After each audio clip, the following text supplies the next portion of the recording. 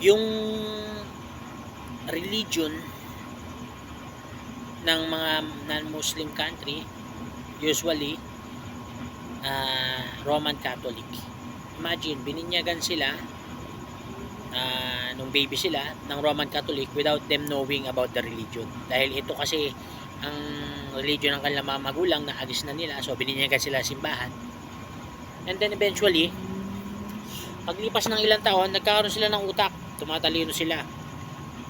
Or dahil sa mga problema, naghahanap sila ng kasagutan sa mga tanong nila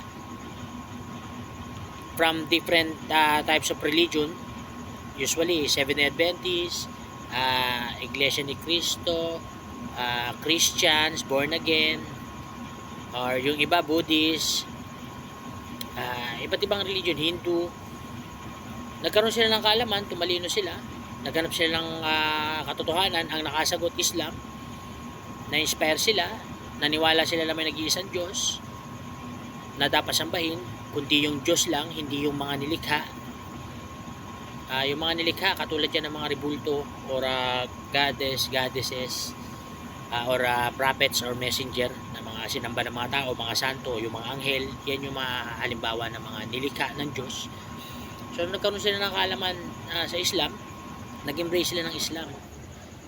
So imagine ano yung fastest growing religion. Kung titignan mo, halos araw-araw merong mga nag-i-embrace ng Islam. Sa iba't ibang bansa, sa China, maraming Muslim, Japan, Korea, hindi ka ba nagtataka? Pero meron bang Muslim o Buddhist o Christian, born again, Iglesia ni Cristo, sa isang araw na 100 ang nagpapakonvert sa religion nila? Wala. Bakit? O let's say, sabihin natin meron sa isang araw. Pero ang pinag-uusapan natin dito, buong mundo. Alam ba ninyo na araw-araw sa buong mundo, marami nag-i-embrace ng Islam? Lalo na pagkatapos ng mga gera, digmaan, pagtapos ng mga sakuna, pagtapos ng mga yung mga mabibigat na pagsubok sa mundo. Sobrang dami.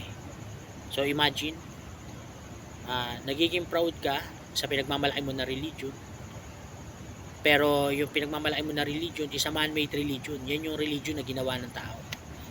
Ano ba yung religion na ginawa ng tao? Ito yung itinayo, neto lang lately.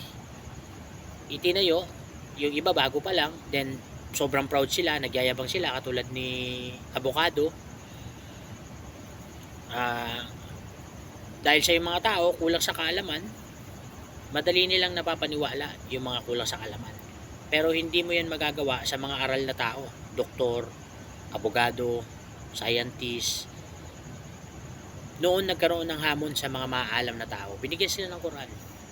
Ang hamon sa kanila, hanapan nila ng kamalian yung Quran. What happened to them? Nag-embrace ng Islam.